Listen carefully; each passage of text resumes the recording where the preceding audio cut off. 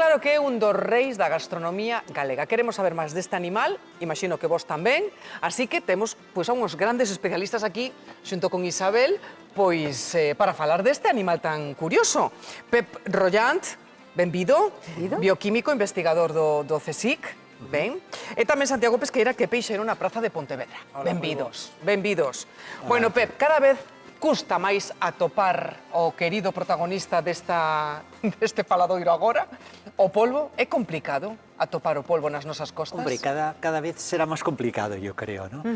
Y bueno, son diferentes factores. Para explicar un fenómeno así ecológico-biológico no es fácil y a veces interaccionan diferentes factores. Uno de los factores, como nos puede confirmar nuestro amigo Santi, es, por ejemplo, también el aumento de la temperatura del agua. Está incrementando la temperatura. Esto, como consecuencia, lo que hace es bajar el reclutamiento larvario del animal. Son animales de vida muy corta, de 2 a 4 años, y por tanto, si no hay reclutamiento larvario, no crecen a pulpo adulto y por tanto esto provoca una falta de animales. Conjuntamente, si añades, por ejemplo, la presión pesquera que hay en nuestra región, pues se traduce en una disminución considerable de estos animales en nuestras costas. Es que aquí conocemos mucho el pulpo por comerlo, pero no tenemos tantos detalles, ¿verdad? Claro que sí. Non sabemos grandes cousas Santiago, do ti como pulpo. peixeiro pensas que hai moita presión? Moita presión de cara á pesca do polvo? A ver, sí, además de te contar unha cousa. Recorda que este ano mandamoslle 2 meses de paro biológico no pulpo en vez de un mes, que era o que se facía outras veces, para ver se intentamos regenerar o pulpo.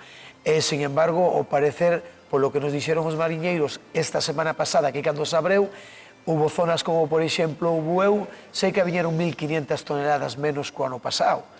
E hubo compañeiros... moita tonelada, E hubo compañeiros de mariñeiros que viñan dicindo que non conseguiron facer a cuota. Sabes que teñen unha cuota de pesca, pois que chegaron a terra con menos pulpos dos que podían capturar. E non porque non quixeron, sino porque non foron capaces. E o problema, ademais, é que temos xa ese hábito. Está instaurado, todo o mundo consome pulpo, polvo, que se chama aquí, non? E realmente, entón, hai escasez. ¿No? Claro, pero como paliamos claro, isto? o polvo migra, desaparece das nosas costas. A ver, no, ¿qué está pasando? Porque é moi inteligente, logo falaremos da inteligencia do polvo, El polvo o pulpo no migra. No. Es un problema de reclutamiento larvario. Este año, por ejemplo, con el cambio climático, lo que pasa es que hay un incremento de temperaturas de 2, 3, 4 grados y, por ejemplo, en la zona norte, en la latitud del sur de Inglaterra, pues las condiciones son más óptimas para el reclutamiento larvario de esta especie.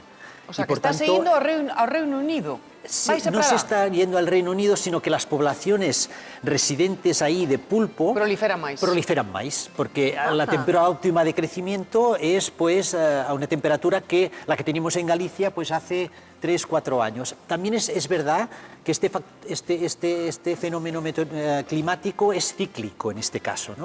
También interviene, estamos en la cola de la niña y por tanto pues hay un incremento de temperaturas que se traduce en el reclutamiento larvario, un mayor crecimiento, allí no tienen depredadores, la presión también pesquera es mucho menor, tienen mogollón de alimento, porque se alimentan de crustáceos. É porque non o comen. É porque non o comen. É porque non o comen, amigo. Claro que non sei, non porque pode non ser. o pescan. Non pode ser. É que non pode ser que os pulpos sean tan inteligentes que tire para Inglaterra que saben que ali non lles gusta o pulpo. Ay, totalmente, Non home. pode ser iso, non? David, que está a pasar co polvo?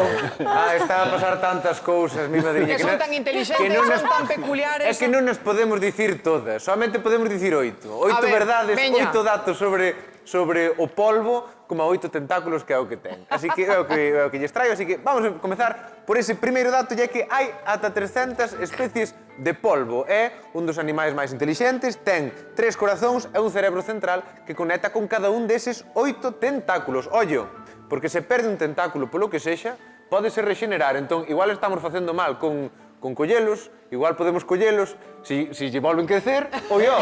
Claro, digo eu. Entón, somos burros. Pero como vas dicir eso? Anda. No, é que ademais o que menos gusta do pulpo son os tentáculos. Claro. Por lo general a cabeza media quere. Eu non Pois digo nada, eu deixei aí a idea, despois xa o resto eu non digo nada. Imos coa seguinte curiosidade, ya que poden cambiar de textura e cor, incluso teñen pois eso, teñen a capacidade de soltar tinta para escapar de algún depredador. A min chama moito a atención que cambian de cor segundo o seu estado, porque se teñen medo, póñense brancos, e se están enfadados, póñense vermellos. Mira ti dos polvos que historias. Pois sí. Terceira curiosidade do polvo. Aliméntase de moluscos, crustáceos e pequenos peixes. Ten 500 millóns de neuronas, que coñezo xente que ten menos, bastantes menos, que pagarían por ter as mesmas que ten o polvo. E claro, os seus tentáculos son tan intelixentes que os emplean incluso para abrir un bote como neste famoso vídeo do Acuario da Coruña. Mirade, ollo, xa sabe abrir un bote. Sí. Sí. Outra curiosidade, a súa vida dura entre 1 e 3 anos, se non o pilla antes alguén do Carballiño, hai que dicilo. Se pilla antes alguén do Carballiño, sentímolo moito, ese polvo vai durar algo menos. O de Burela. Efectivamente. E morren pouco despois de aparearse. Polo visto, un dos tentáculos do macho ten funcións reproductivas e quedan dentro da hembra, e despois a hembra queda vixiando os máis de 100.000 ovos, pero queda vixiando sen comer. E unha vez que comezan a eclosionar, xa falece. Falece? Mira ti, que historia de É unha historia de Disney. Triste, sí, de Disney menos. De Disney menos neste caso. De Disney, que morren todas as nais. De Disney menos, sí. A Continúa. verdade é tanta. Imos agora cun dato histórico, porque claro, moita xente dirá, e como é que o Carballiño ten tanta influencia co polvo de máis? Pois resulta que, claro, foi como unha herdanza do Coto de Marín. Entón, os mariñeiros pagábanlle aos monxes do mosteiro de Oseira con esta especie, co polvo. E claro, curiosamente, en Arcos encargábanse de limpalos, de mazalos e de secalos. Mira ti. A verdade é que recomendo moito ir ao mosteiro de Oseira porque che contan eles a historia toda e queda moi interesante. E a seguinte curiosidade, imos pola sexta. En Galicia non solamente se come polvo no Carballiño. O Carballiño leva a fama. É un pouco como o miño e o sil. Sabes que o sil leva auga e o miño a fama? Pois o Carballiño leva neste caso a fama porque se come moi bo polvo en Lugo, en Melide. Cantos peregrinos non paran en Melide a comer polvo? Despois en Sarria, en Becerreá ou incluso en sitios como en Mugardos que teñen a súa propia receita. Tamén temos a caldeirada de Aguiño ou de Ons, así que sí, o polvo está por todos lados. Sétima curiosidade do polvo. Este mércores reabriuse a veda do polvo, a verdade é que non cos resultados que se agardaban. Sí que é certo que o ano pasado chegáronse a vender 1.320 toneladas de pulpo. E claro, hai datos que falan de que se recollen da mesma maneira que no século XIII, empregando, empregando nasas, empregando trampas. O que sí que está prohibido é o coñecido como cacharros, que sí que usan moitos furtivos, que son uns envases de plástico que destruen os ovos dos polvos. E claro, xa para rematar, imos coa noticia máis curiosa, que é a de que no Reino Unido non para de aumentar a poboación do polvo. Claro, tanto que xa o consideran unha praga. É que, alucinade, Deus dá pan a quen non ten dentes. Non, total.